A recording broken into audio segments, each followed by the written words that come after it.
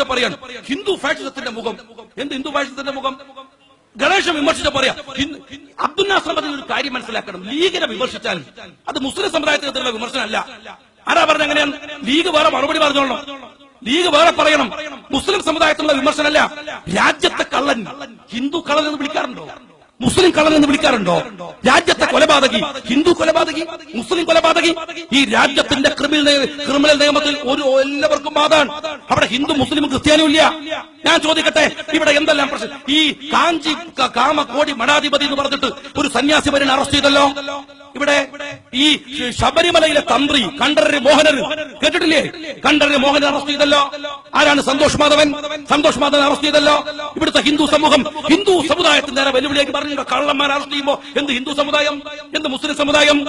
ഞാൻ ചോദിക്കട്ടെ നിങ്ങളോട്, ഇവിടെ എന്താണ് ക്രിസ്ത്യൻ സമുദായവുമായി ബന്ധപ്പെട്ട് അഭയ കൊലക്കേസ്, അതുമായി ബന്ധപ്പെട്ട സിസ്റ്ററെ ഒരു പാതിരി അറസ്റ്റ് ചെയ്തല്ലോ.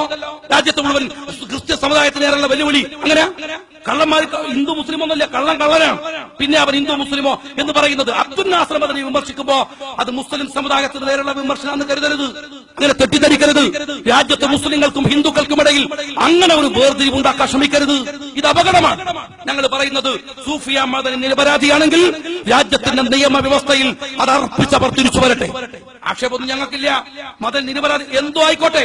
മദന് ജീവിച്ചിരുന്നിട്ടും രണ്ടു കാലിൽ നടന്നപ്പോഴും ഇന്ത്യൻ യൂണിയൻ മുസ്ലിം ലീഗിന് ഒരു ഭയം അറിയില്ല. അറിയോങ്ങള് അതിനേക്കാൾ വലിയ ശുചായികളെ കണ്ടിട്ട ലീഗ് രാഷ്ട്രീയ പാർട്ടി ഇന്നത്തെ കാലത്തെത്തിയത്. പക്ഷേ ഒരു സന്തോഷമോ ആഹ്ലാദമൊന്നുമല്ല. പക്ഷെ സമുദായത്തിലെ ജനങ്ങളുടെ മനസ്സിലേക്ക് നിങ്ങൾ വിഷവിത്തുകൾ പാകരുത്. ഇന്നത്തെ ഈ കേരളം ഉണ്ടല്ലോ, ലോകത്തിലെ മുസ്ലിങ്ങൾക്ക് മാതൃകയാണ് ഈ കേരളം. ലോക മുസ്ലിങ്ങൾക്ക് അതിശയോക്തി പറയണോ?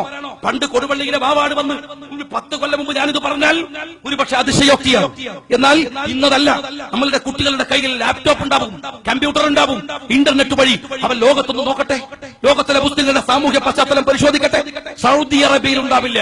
നിങ്ങൾ അറിയുമോ? കഅബയും റൗള ഷരീഫും നിലകൊള്ളുന്ന സൗദി അറേബ്യയിൽ, ആ സൗദി അറേബ്യയിൽ ഉണ്ടാവില്ല ഈ ദൈവത്തിന്റെ അനന്തമായ സാധ്യത. ഈ നാട് പോലെ അമ്പുരചുംബികളായ പള്ളികൾ കാസർഗോഡ് മുതൽ അനന്തപുരി വരെ ഉറുമ്പ് കൂടുകെട്ടുന്ന പോലെ കേരളത്തിലെ മുസ്ലിം ഉമ്മത്ത് അവരുടെ വിയർപ്പ് പിടിയരി വീടുകളിൽ പോയി തെണ്ടി നടന്ന് കോഴിമുട്ട ലേലം ചെയ്ത് വിറ്റെടുത്ത ഈ പള്ളികളും മദ്രസകളും അറിയോ നിങ്ങൾക്ക്? ഇതൊക്കെ ഈ കേരളക്കരയുടെ മണ്ണിൽ ഉണ്ടാക്കി വെച്ചത് ഇന്ത്യൻ യൂണിയൻ മുസ്ലിം ലീഗ് അതിന്റെ രാഷ്ട്രീയ ചരിത്രത്തിൽ എഴുതി വെച്ച കാര്യങ്ങളാണ്. ഇതൊക്കെ കേരളത്തിലെ മുസ്ലിം ഉമ്മത്ത് നേടിയെടുത്തത് ആരെ ആക്രമിച്ചിട്ടും കുഴപ്പമുണ്ടാക്കിയിട്ടില്ല. ലോകത്തിലെ മുസ്ലിം സമൂഹത്തിന് മാതൃകയാം വണ്ണം കേരളത്തിലെ ഒരു രാഷ്ട്രീയ സംവിധാനമുണ്ട്. അള്ളാഹുവിന്റെ പ്രവാചകൻ മുഹമ്മദ് മുസ്തഫ സല്ലല്ലാഹു അലൈഹി വസല്ലം തങ്ങൾ ലോകത്തിലെ മുസ്ലിങ്ങൾക്ക് മാതൃകയാക്കി കൊടുത്ത ഒരു കാര്യമുണ്ട്. എന്താ കാര്യം? മദീന കരാർ. അവിശ്വാസികൾ ജീവിക്കുന്ന ഒരു രാഷ്ട്രത്തിൽ കരാർ നിർവഹിച്ചിട്ടുള്ള ആ ഉത്തമമായ മാതൃക, ആ മാതൃക പ്രവാചകൻ കാണിച്ചതാണ്. ആ മദീന കരാറിന്റെ വെളിച്ചത്തിൽ സ്വന്തം രാജ്യത്തോട് ഇഴുകിച്ചേർന്ന് ജീവിക്കുന്ന ലോകത്തിലെ ഒരു മുസ്ലിം രാഷ്ട്രീയ ശക്തി അനിഷേധ്യമാണ്. അത് ഇന്ത്യൻ യൂണിയൻ മുസ്ലിം ലീഗ് മാത്രമാണ് ഈ കേരളക്കരയിൽ. അങ്ങനെ ഒരു രാഷ്ട്രീയ ശക്തി, അങ്ങനെ ഒരു രാഷ്ട്രീയ ഇച്ഛ, അങ്ങനെ ഒരു രാഷ്ട്രീയ ഫോഴ്സ് ലോകത്ത് തന്നെ ഈ കേരളക്കരയിലേ ഉള്ളൂ. ആ ഇസ്ലാമിനെ തകർക്കാൻ, ഇസ്ലാമിന്റെ സ്പന്ദനങ്ങളെ തകർക്കാൻ, ഇസ്ലാമിന്റെ മനോഹാരിതയെ തകർക്കാൻ ആസൂത്രിതമായി നടത്തുന്ന ശ്രമങ്ങളാണ് മുസ്ലിം ലീഗ് പാർട്ടിക്ക് നേരെയുള്ള ആക്രമണങ്ങളുടെ ഒരു ഭാഗം.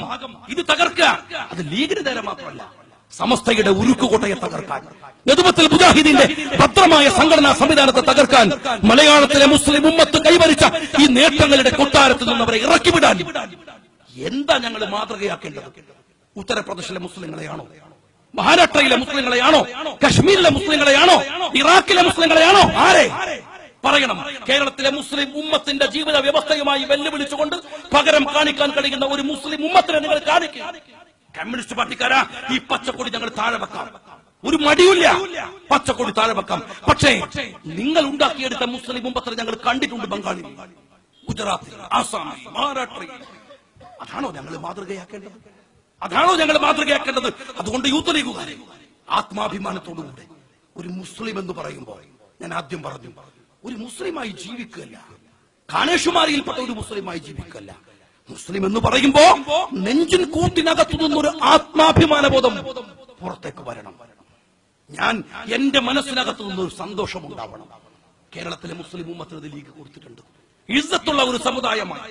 67% റവന്യൂ വകുപ്പ് ലീഗ് കൈകാര്യം ചെയ്യുന്നു എന്ന് ഒരു ലീഗിന്റെ പ്രവർത്തകൻ ഇത്തിരി ഇത്തിരി അഹങ്കാരത്തോടുകൂടെ വേദിയിൽ വെച്ച് പ്രസംഗിക്കാറുണ്ടോ? അവനവന്റെ ഒരു ചെറിയ സന്തോഷം കൊണ്ടായിരിക്കാം.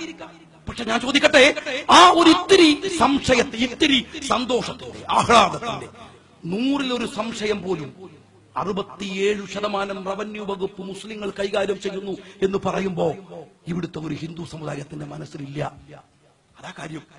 വിശ്വാസമാണ് അവർക്ക് ലീഗിനെ, മുസ്ലിം ഉമ്മത്തിനെ. അവർക്കറിയാം 67%. കേരളത്തിലെ ഖജനാവ് തന്നെ കൊണ്ടുപോയി ഭദ്രമായി ഏൽപ്പിക്കാൻ പറ്റിയ ഒരിടം കേരളക്കരയിലുണ്ടെങ്കിൽ അത് പാണക്കാട് സയ്യിദ് മുഹമ്മദ് അലി ശിഹാബ് തങ്ങൾ നേതൃത്വം കൊടുത്ത രാഷ്ട്രീയ പാർട്ടിയുടെ കൊടപ്പനക്കൽ തറവാട്ടിലാണ്. ഇതിലെ ഒരു അരക്ക ഉറുപ്പി എടുത്തിട്ട് ഒരു പള്ളി ഉണ്ടാക്കൂല. അന്യായമായ ഒരു പണം ഉപയോഗിച്ച് അവര് മദ്രസ ഉണ്ടാക്കൂല. മുസ്ലിം സമുദായത്തിന് അനർഹതപ്പെട്ടത് ഒന്നും അവർ വാങ്ങിക്കൊടുക്കില്ല. തലമുടി 4 ഞങ്ങളുടെ CH പഠിപ്പിച്ചതാണ്. മുസ്ലിം സമുദായത്തിന് അഭിമാനബോധം ഉണ്ടാക്കി കൊടുത്തു ലീഗ്, ആത്മഹർഷം ഉണ്ടാക്കി കൊടുത്തു. നിങ്ങളെ തലകുനിക്കാൻ സമ്മതിച്ചിട്ടില്ല. ഇസ്ലാം എന്ന് പറയുന്നത് സന്തോഷത്തിന്റെയും സ്നേഹത്തിന്റെയും ഒരു മഹാപ്രപഞ്ചമാണ്. നമ്മൾ എഴുന്നേറ്റിട്ട് രാവിലെ മുതൽ തുടങ്ങില്ലേ, സുബഹി മുതൽ ബിസ്മില്ലാഹിർ റഹ്മാനിർ റഹീം. വഴിപ്പെട്ടോർക്ക് വഴിപ്പെടാത്തോർക്കും ഈ ദുനിയാവിൽ അനുഗ്രഹം ചെയ്യുന്ന അള്ളാഹുവിനെ കുറിച്ച് റഹ്മാൻ റഹീം എത്ര തവണ? യർഹമു മൻ ഫിൽ അർദ് യർഹമുകും മൻ ഫിസ് സമാ. ഭൂമിയിൽ കരുണ ചെയ്യുന്നവരെ അള്ളാഹു കാത്തുക്കാണ്. ആകാശത്ത് തിരിച്ചു നിങ്ങൾക്ക് കരുണ ചെയ്യാൻ. മല്ലാ യർഹമു ലാ യുർഹം. ഇവിടെ കരുണ ചെയ്യാത്തവർക്ക് അള്ളാഹു തിരിച്ചു ചെയ്യില്ല കേട്ടോ. അത് വിചാരിച്ചു നിൽക്കണ്ട. ഇവിടെ നിങ്ങൾ കരുണ കാണിച്ചില്ലെങ്കിൽ, ക്രൂരത കാണിച്ചാൽ, ബോംബ് വെച്ചാൽ, മറ്റുള്ളവരെ കൊത്തിമുറിവേൽപ്പിച്ചാൽ, അടിച്ചു പരിക്കേൽപ്പിച്ചാൽ അള്ളാഹു നിന്നെ വെറുതെ വിടില്ല. ഒരു കരുണയും അള്ളാഹുവിൽ നീ പ്രതീക്ഷിച്ചുകൂടാ. ഇതെന്തൊരു സ്നേഹത്തിന്റെ മതാണ്. അസ്സലാമു അലൈക്കും എന്നേ പറഞ്ഞാറുള്ളൂ. അല്ലാഹുമ്മ അൻതസ്സലാം വമിൻകസ്സലാം വഇലൈക യർജിഉസ്സലാം. പ്രവാചകരെ, എന്താണ് സ്വർഗം എന്ന് ചോദിച്ചപ്പോൾ പറഞ്ഞു ദാറുസ്സലാം, സമാധാനത്തിന്റെ വീട്. സമാധാനത്തിന്റെ വീട്ടിലേക്ക് പോകുമ്പോ കത്തിയും ബോംബും കൊടാലിയൊക്കെ ആയിട്ടാ പോവുക, എസ് കത്തിയോ ഐ കത്തിയോ ആയിട്ടാ. സമാധാനത്തിന്റെ വീട്ടിലേക്ക് പോകേണ്ടത് സന്തോഷം നിറഞ്ഞ മനസ്സുമായിട്ടല്ലേ.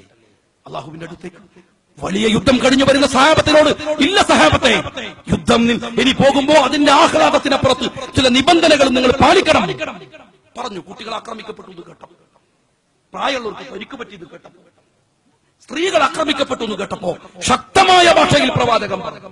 എന്താ പറഞ്ഞു? ബിസ്മില്ലാ വഫീ സബീലില്ലാ വലാ തഅദുറൂ വലാ തഅലൂ വലാ തുബസ്സിലൂ വലാ തഖ്തുലൂ ശൈഖൻ കബീറ വലാ വലീദൻ വലാ ഇംറഅതൻ വലാ റാഹിബൻ ഫീ സൗമ.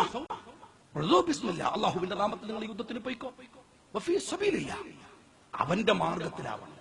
അവന്റെ മാർഗത്തിലാകുമ്പോ ചില നിബന്ധനകളുണ്ട്. നിങ്ങൾക്ക് തോന്നിയ പോലെ തോന്നിയാസം കളിക്കാൻ, നിരാഹാരം കിടക്കാനും മറ്റു ഏർപ്പാടുകൾക്ക് പോണ പോലെ അല്ല. അള്ളാന്റെ മാർഗത്തിലാണെങ്കിൽ മാർഗം വരച്ചു വെച്ചിട്ടുണ്ട്. വലാ തഅദുറൂ വലാ തഅലൂ, അതിന് കവിയരുത്, വഞ്ചന കാണിക്കരുത്. വലാ തുവസ്സിലൂ, ചിത്രപദം ചെയ്യരുത്. വലാ തഖ്തുലൂ ശൈഖൻ കബീറ, പ്രായമുള്ളവരെ ആക്രമിക്കരുത്. സ്ത്രീകളെ അരുത്, അവരാക്രമിക്കരുത്, അബലകളാണ്. വലാ ഇംറഅതൻ, കുട്ടികളെ ആക്രമിക്കരുത്, അവർ കുട്ടികളാണ്, പാപങ്ങളാണ്. വലാ വലീദൻ വലാ റാഹിബൻ ഫീ സൗമ, ഏതൊരുവനും അവന്റെ ക്ഷേത്രത്തിൽ, അവന്റെ ചർച്ചിൽ, അവന്റെ പള്ളിയിൽ അവനിരിക്കാൻ ശത്രുവാകാം.